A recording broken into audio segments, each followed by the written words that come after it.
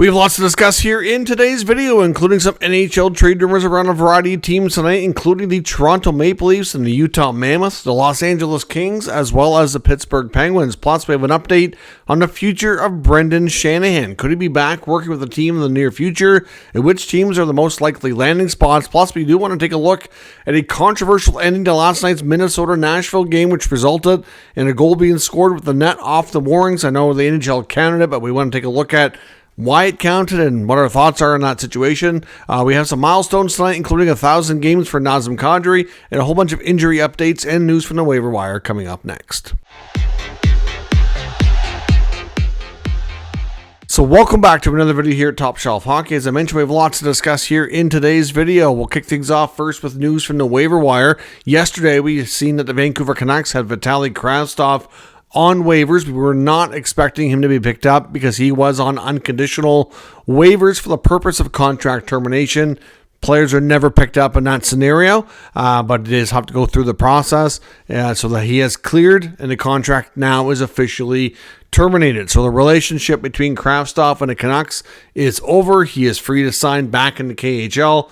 I don't believe that's been made official just yet, but it is believed that he was looking at a multi-year deal to go back to Russia. So we'll see that if that gets done and signed and if it's announced here in the coming days. Now, as I mentioned, a big milestone tonight for Calgary Flames centerman Nazem Kadri, who is set to play in game number 1,000. Of course, Kadri's had a pretty successful career. Of course, former first-round pick of the Toronto Maple Leafs, had a long run with the Leafs, had a fairly big role there. But of course, I think it's fair to say his most prominent role was helping the Avalanche win a Stanley Cup after leaving Toronto after multiple failed playoff attempts, and then not only that, but getting suspended multiple times. I think things reached a point in Toronto where they seriously wondered if they could rely on him to not cross the line and to be available, not to put the team, in serious, penalty trouble or losing his services. Right? I mean, after multiple suspensions and consecutive years there, especially in those battles with the Bruins. But Kadri went on to kind of mature and really want to, played a big role in winning a Stanley Cup with the Avalanche, played there for a few years and then signed a long-term deal with the Calgary Flames, who he's set to play in game number 1,000 with tonight. Now, Kadri's a player that, like I said, he's had a very successful career, has a cup to his name, all kinds of goals and assists, very successful. A player that's had rumors surrounding him this year, wondering if the Flames might consider moving him. Of course, the Flames are not off to a good start to the season. They're already, in the last couple of years, have been, I guess, what you would call more of a retool than a rebuild, trying to keep some veterans around while trying to incorporate more youth and add more high picks to the organizational depth if they can. And, for the most part, like last year, they just barely missed the playoffs. And I've said before, I don't know what's best for the Flames, to be honest. It doesn't sound like ownership there really has a desire to have any more of a deeper rebuild. So we'll see. I mean, they very well may not move a lot of guys, and some of these veteran guys might stick around. I know Rasmus Anderson's a more likely guy, but Kadri's got a name that's been out there. The belief is, though, that he wasn't going to be moved at the very least until he played his 1,000th game. That was important, I think, to both sides. That happened in the Flames uniform. We'll see how the rest of the season goes. He does have some trade protection in his contract. There is belief that he would block a trade to the Hurricanes. They're on his list of teams he would need approval for. But, obviously there's been rumblings about a reunion in Toronto or the Montreal Canadiens or, other teams even out west. So we'll see what happens. But a big milestone for tonight, and we'll see what the future holds and if his name will continue to be surfaced in the rumor mill or not. But big milestone tonight. Now, some news around the Maple Leafs and their lineup tonight. They did send youngster Easton Cowan to the American Hockey League, which was to make room for Scotty Lawton to make his season debut. Of course, Lawton got hurt in the preseason and is yet to play this year for the Maple Leafs. So Cowan goes down to the American Hockey League to make room. A lot of people feel like that's probably the best thing for him right now, to get a bigger role, play big minutes, hopefully have a dominant performance and earn his way back up. He wasn't too bad in his NHL appearances, but he was scratched a few times as well. So still kind of, earning the coach's trust and finding a spot there where he can play more consistently. But of course, the Leafs do have a lot of forwards, and he's one of the few guys that are, eligible to go down without needing waivers. So it's an easy move, and it's probably best for him anyway. So Scott Lawton comes into the lineup tonight, makes his debut. debut for the season. Simon Benoit is also out tonight due to an illness. Dakota Mermis, who has been recalled, will join the Leafs and take his spot on the D-Corps lineup. They're in for a battle tonight against the upstart Utah Mammoth. And we're going to talk about a potential connection between those two clubs here in a few minutes' time. The Washington Capitals defenseman Rasmus Sandin appears to be set to return to the lineup after missing the last 5 games due to injury. The Penguins, of course, as we know, have been red hot. We're going to talk about them a little further as well. But after their last game, they had a bunch of players get hurt. So we now have some updates on those scenarios. Justin Brazeau is going to be out for about 4 weeks. So he was having a good start to the year. So a month for him. And Tristan Jarry and Noel Cherry, both going to be out for approximately 3 weeks. Jarry, of course, had been playing relatively well, considering what he's been through the last few years of some of his better hockey. And to get injured now, it seems like a very unfortunate set of circumstances. Hopefully he can pick things up where he left off when he gets back. The Montreal Canadiens have recalled defenseman Mark Del Gaizo. And the New Jersey Devils have returned Seamus Casey back to the American Hockey League and recalled a defenseman with more experience than Colton White. Now, as I mentioned, I do want to touch on a scenario that happened last night. Some are calling it a controversial ending. Some are saying it was only deemed controversial, but really it's by the book and the NHL got the call right. But of course, we've seen a wild ending, to use a name of play on words here, between the Minnesota Wild and the Nashville Predators. So the game is tied in the dying seconds on a Steven Stamkos one-timer. I believe it was under a second left on the clock. The old patented Stamkos one-timer that we haven't seen a lot of recently. But it looked like it did early in his early days. Hammered it home, got it over the line and into the net with just a fraction of a second left. Game tied, goes to overtime. And then we have the Minnesota Wild on the attack, on the 3-on-3 overtime.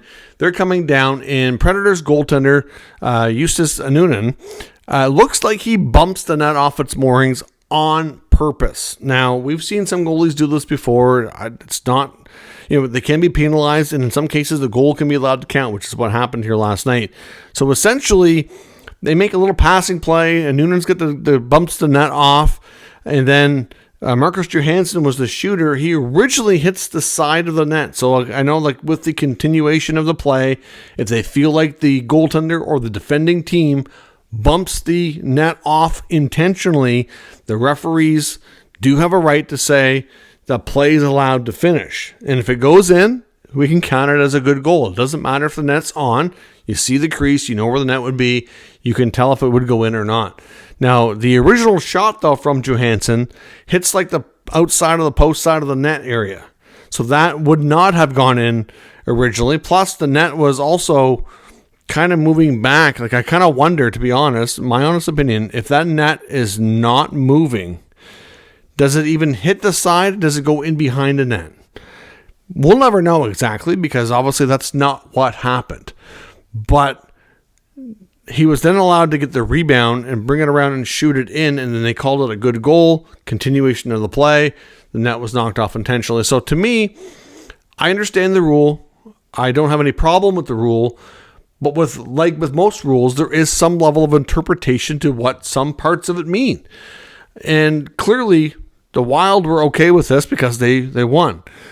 Steven Stamkos spoke to reporters afterwards, kind of talking about what he was advised and what their interpretation of it was from the Nashville side. And like he's saying, he's like, I understand that the play's allowed to continue because if it's determined that they think the defending team knocked it off intentionally, he said, we're okay with that part. But how many chances do you get when it says to finish the scoring play? Like, he's like, in our opinion, if the net's not coming off, the puck goes in behind the net and the play is over. So why they were allowed to have a second crack at it or a third? Like if the second one doesn't go in, can they keep going? Do they keep banging away? Like how much opportunity is given here? That's the problem that I kind of have. I kind of tend to agree with what Stammer's saying. Like it's not, to me, like how many cracks at it do you get? And that's where it's not really clear. And like obviously parts of the rules can be interpreted in different ways. Now, should the goalie have knocked it off intentionally? No. But to me, I still think they could have, after one shot at the net with it not going in, could have then given him a penalty, blown it dead, giving him, like, what do they call it, delay of game on Sports, like whatever you want to call it. Give him a 2-minute penalty, which then gives Minnesota a power play and a chance to score the proper, like, into a net the proper way, right? So, I don't know. I just want to see what everybody thinks. I don't have an issue with them letting the play continue. It's just that there was multiple cracks at it to get it over. And I think the first one, had the net not been moving, the puck goes in behind the net. And if that's the case, he doesn't get a second crack at it, right? So you do have to have some interpretation of things as well in that sense. The referee has to. Now they called. It was looked at from in Toronto in the war room or whatever they call it. Like the NHL, and they put out a statement. They feel that they got it right, and that's fine. I'm not saying it shouldn't have counted, but part of me wonders, should they consider making the rule a little bit more clear? Just like to know what everybody thinks. So clearly, I think probably to some degree might depend on what team you cheer for. If you cheer for one of these teams, if you're if you're not a fan of either of these teams, looking at it objectively, I can see it from Minnesota's side why they think it should count, because the goalie. See, once you knock that net off intentionally, you kind of lose a lot of options to complain about it, I think. But at the same time, like, how many times should the other team have a shot at it before it's blown dead? That's the part that's just not clear to me. So I'd like to get people's thoughts in the comments. Should that goal have counted? Should they consider a rule update of some sort to make it more clear? Let me know what you think in the comments. But technically, they got it right. I'm just debating whether or not there should be change or not. Now, as I mentioned, a bunch of updates here from around the NHL in the world of the rumor mill. We'll start with a bunch of updates from Nick Kypreos, who a recent article here for Sportsnet. One of his main topics today was Brendan Shanahan, the former president of the Toronto Maple Leafs. Kypreos writes that even though Brendan Shanahan is recently taking a job back in the executive offices of the NHL, that it's still pretty likely that sometime in the not-too-distant future that he ends up back with a team in a similar role that he had with the Maple Leafs. Deputy Commissioner Bill Daly was also recently quoted in an interview as well, saying that while the NHL is excited to have Shanahan back in their offices, that they understand that it may not be where he is long-term. So they're obviously pretty clear that, if another opportunity comes along, that he would like the opportunity to go work for a team again at some point. Now, Kypreos references 3 NHL franchises that he feels, based on what he's heard and what he knows, that would be possible landing spots for him. One is the Buffalo Sabres. Now, we had heard about potential landing in Buffalo before. Now, I believe, and I can't remember if they had already hired Jarmo Kekalainen at that point or not, but I know after he left Toronto, there was some talk. Because there was talk that he actually had a conversation with Terry Pegula, and that Pegula referred to himself as a president of hockey operations, which I know a lot of people found comical, considering how much the owner there tends to meddle in the business, and probably should find a qualified person or people to run the organization and kind of keep your nose out of it, is what a lot of people think, and I would tend to agree with that, considering the lack of success that franchise has had in the last decade plus, or as long as he's been part of the the ownership there. So clearly Buffalo could be a landing spot. We don't know what's going to happen. I know that there were some rumblings about a potential sale, but I don't think there was anything to that. So I don't think the Pegula clan is going to be leaving the Sabres anytime soon. But depending on how the rest of the season goes, could they make a change or changes? It's certainly a real possibility. I know one of the other notes in Kypreos' article says that barring a miracle and a playoff berth, is probably the end of the road for Lindy Ruff. Not saying that he's going to absolutely be fired again, but that his contract only goes to the end of the season. And it really, if it's 2 years of him without seeing, a big level of increased success, it makes sense for him to continue, and that maybe he retires from coaching and takes another role within the organization if he's interested, or maybe he just retires completely. Hard to say, but he's hearing that it's quite possible it's the end of the road for Lindy Ruff as a head coach, no matter what. Now, another team that Kypreos references as a potential landing spot is the Chicago Blackhawks. Obviously, not that Kyle Davidson's going anywhere. Of course, he's, I think, done a relatively decent job at rebuilding the Blackhawks, but again, a situation where maybe that team feels like Davidson could use some additional support and from somebody who's been around the game for ever and ever, right? So, I mean, there is that possibility too. Another one is the Nashville Predators. Of course, we know that they've been a hot mess during the Barry Trotz era as a GM. It's hard to imagine. Barry Trotz is one of the greatest coaches of the modern era. He's had a great coaching career, well respected, great record, great results, but ultimately, as a GM, has not gone well. And I wonder how long of a rope he's going to get here to continue trying to work his way out of that. And it's not necessarily a case where Trotz is going to be fired or something, but again, is there a scenario where the Predators think maybe we need to bring in somebody above Trotz that has more experience managing at that level? Just kind of extra support per se. So, and then of course I do kind of look at the New York Rangers. We know that the connection to the Rangers, the fact that Shanahan has lived in New York, there's lots of history between him and that city, and a team that's had a weird start to the season, struggling mightily at home, especially. If the Rangers were to make some changes, could we see a scenario where maybe Chris Drury doesn't last super long as GM and maybe he's on the outs? Would the owner there, Dolan, go back to bring in a guy like Shanahan? I mean, that's just my opinion. I just can't help but wonder. We know he's a bit of a radical owner at times, but I have to wonder about that. But the three teams that Kiprios mentions, Buffalo, Chicago, Nashville. We'll see where things go, but do expect Shanahan to find an opportunity sometime in the near future as well. Now, of course, the Pittsburgh Penguins have been an interesting story this year. We've heard a lot about a lot of their players being available, and that to some degree is still the case, but as Kiprios mentions in his article, their hot start may kind of change things a little bit for some of these veteran players. With Crosby being out of the playoffs the last few years, if they're still in it and have a good chance to be, especially if they're like top three in the Metro, which right now seems like a possibility. Can you imagine Kyle Dubas going to Crosby and saying, yeah, we've had a major rebound this year. We're, in position to be a top three team in our division for a playoff spot, but I'm going to sell anyways, and we're going to move 2 or 3 veteran guys. Like, can you imagine, right? It's unlikely that would happen. Now, they could still tinker with the roster, sure, but, Rust, Raquel, especially those guys, probably not. Are they going to move the final year of Malkin if they can go into the playoffs with the Penguins? Probably not, right? So, it could result in some of these players that have been in the rumor mill for several weeks and months maybe not being moved. So we'll have to see, obviously, if the Penguins are in a different spot and things kind of come back down to earth or level off and they're missing the playoffs. I would still suspect that we'll see a lot of what we thought we would see, and some of these players still likely moving on here, but obviously the Penguins are not as bad as many of us thought and could certainly see a change in philosophy there a little bit. The other thing with all that too is there's still a lot of speculation around a sale, right, in Pittsburgh, and Kyle Dubas is probably got to be wondering, leaves them with some uncertainty around who the new bosses are going to be. Is there going to be a change of direction? What does his future hold? So it might be better to maybe take a more of a wait and see approach, but again, we'll see what happens. Now, another team and another player that a lot of teams around the NHL are watching closely is the Los Angeles Kings and young defenseman Brandt Clarke.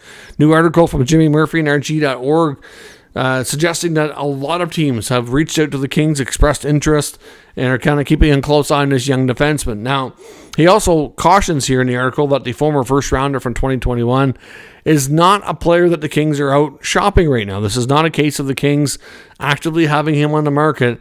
There's a couple of reasons for this. For one, any team that, has been professed to be a contender or a strong threat to have a deep playoff run, if things aren't going their way, teams are going to be asking him about changes. And then secondly, you've got a case where Brandt Clarke is nearing the end of his entry-level contract and has not yet been extended. So until he's extended, teams might be wondering, what's going on with that? Is there a chance they might move him, right? So they're getting calls because of that.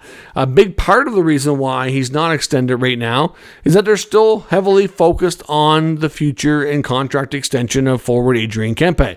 Now, Kempe and the Kings are still very much what appears to be a major gap in negotiations. Obviously, looks like he's looking for $11 to $12 million. The team would like to be well below that. So we'll see.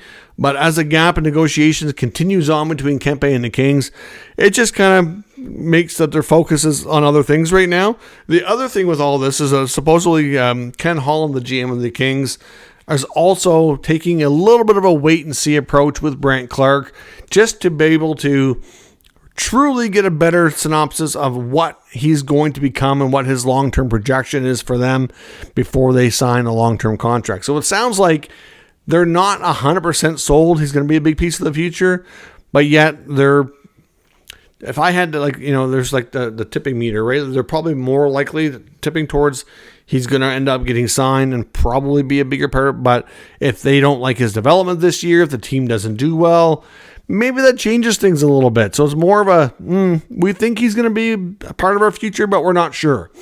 And they're waiting to see how the campaign negotiations play out as well, to have a better idea for cap and all that. So that's why things are kind of at a standstill with where they're at. So yeah, a lot of teams like this kid and they have their eye on him.